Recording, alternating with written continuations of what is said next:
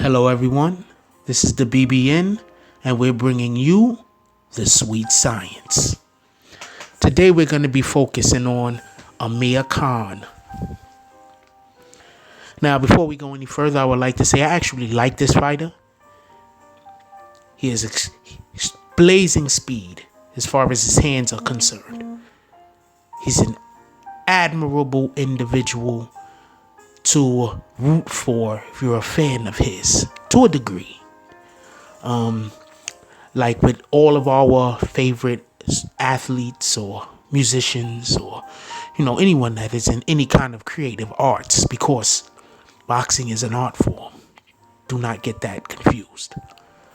We tend to go really hard for the people who we admire to the point where we like them more than other individuals. And if you are a Amir Khan fan, I can understand that you think that he can beat some of the better fighters. But I'm going to explain to you why he will fall to most of the best fighters. And it's partly due to him, and it's partly due to the training. Like, first, he lacks defense. He was with Freddie Roach. Freddie Roach is a trainer who he usually gets with fighters after they have already made themselves established. And he comes in and he does his Freddie Roach thing. And the majority of what Freddie Roach works on is your offensive capabilities. If you get with Freddie Roach, you will become a better offensive fighter. That is fact. That is not something that can be questioned. That is fact. You get with Freddie Roach, your offense will improve. You will become a better puncher. You will strike at more angles, which is extremely important. But the problem is, when you get with Freddie Roach, he doesn't seem to think defense and the art of not getting hit is important. Let's digress for one moment and think about the Pacquiao fight when he fell to Marquez. Now, Marquez is a counterpuncher, as we all know. And what did Pacquiao do? Pacquiao, like in the previous fights, thought that his speed and his aggressiveness and his ability to be unpredictable was going to allow for him to take advantage of the slower Marquez. But in this particular fight, Marquez was able to time him, and timing beats speed. That is what the theme basically around why Mr. Amir Khan loses is. Timing beats speed. Everybody thinks, or and I'm going to say everybody, but many decafs think that having the ability to throw many punches in a short amount of time allows for you the comfort of receiving wins. It doesn't. So Juan Marquez was able to time Pacquiao. Pacquiao, who lacks, I'm not going to say head movement as much as defensive head movement. Only head movement Pacquiao really uses is to confuse while he's rushing in, so he can get closer to you since his arms are shorter than most of his opponents and strike. That's Pacquiao's head movement. So Pacquiao, who was already a great offensive fighter, then gets with Freddie Roach, becomes a better offensive fighter. But even worse at being able to defensively protect himself. So now we get Amir Khan. Before Freddie Roach got with Amir Khan, or Khan got with Roach, Amir Khan had one loss. So now he gets with Freddie Roach. He ends up going up against Danny Garcia. He is outclassing Danny Garcia round after round, throwing as many punches as possible in a short amount of time, and then trying to get out of range, which is a great strategy for somebody who can throw punches as quickly as he can. But there's something to be said to have enough punching power to keep your opponent off of you. Now, since Amir Khan does not have enough punching power to keep the opponent off of him, by the second or third round, the guy is starting to time him. You see, when you come in and you throw 6-7 punch combinations, and you're doing the combinations basically flat-footed, you allow yourself, or you afford your opponent the opportunity to counter you. You allow yourself the opportunity to get hit.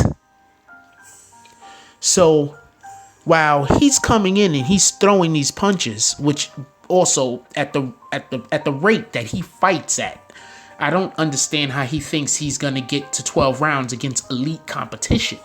You know, when you get in the ring against elite competition and you fight every single round, balls out, and you refrain from taking breaks throughout the course of each round, you have to be in extremely good conditioning, which it kind of seems that he has not been.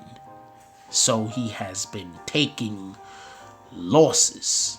Now, with that being said,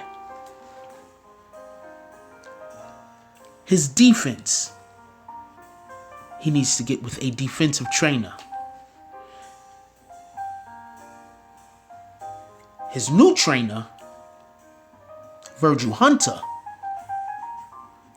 is also a good trainer. But when you have a fighter, or you have an athlete, or you have an entertainer, or you have anyone that has been doing something 10, 15 years of their life, and now you expect to come in and change all of their bad habits, and in the course of a year, it's not gonna, course of 6 months, it's not gonna happen. So Amir Khan finds himself between a rock and a hard place. He's a really good offensive fighter, but he has no defense.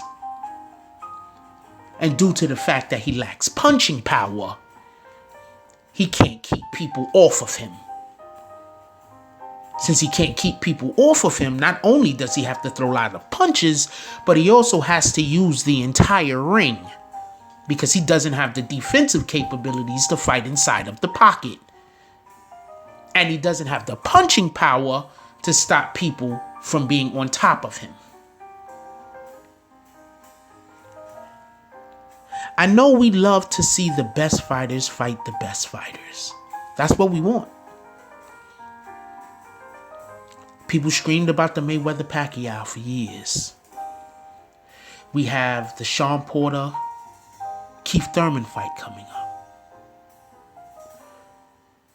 We hope somebody will go fight Kell Brook, or Kell Brook will go fight somebody. We want to see the elite athletes go up against each other. I, for one, as much as I like Amir Khan, I do not think he's one of the elite fighters. I think he's just a fighter with the biggest mouth.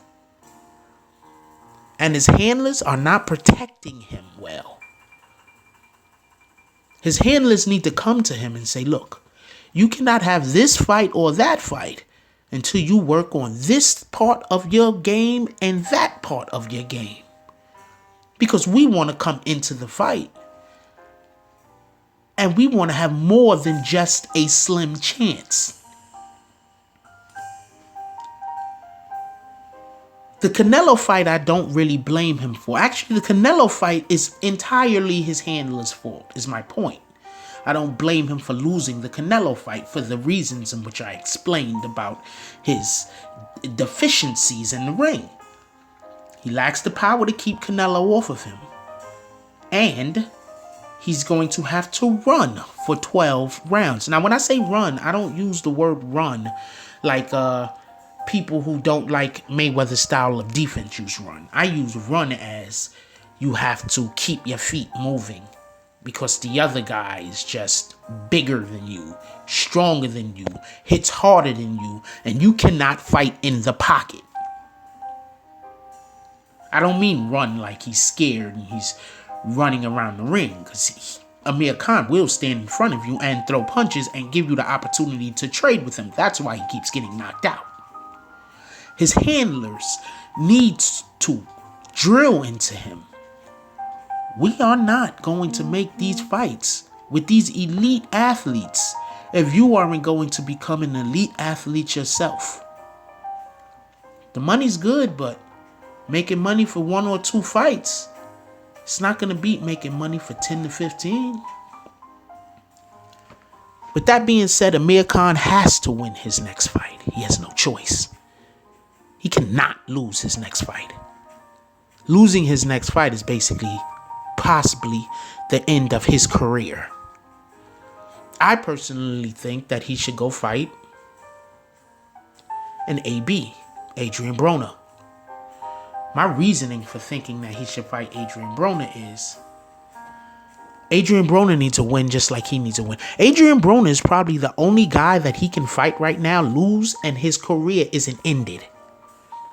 Adrian Broner is a guy that doesn't like to throw a lot of punches.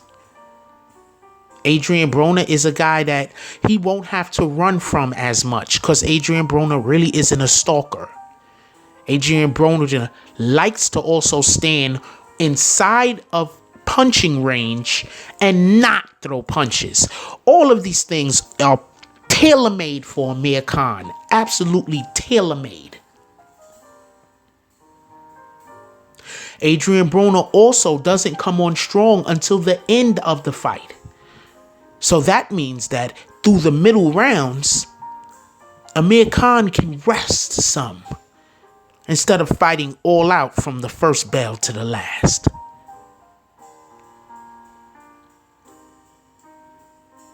Those are just our thoughts here at the BBN, Bronx Broadcasting Network. And I'd like to say adieu.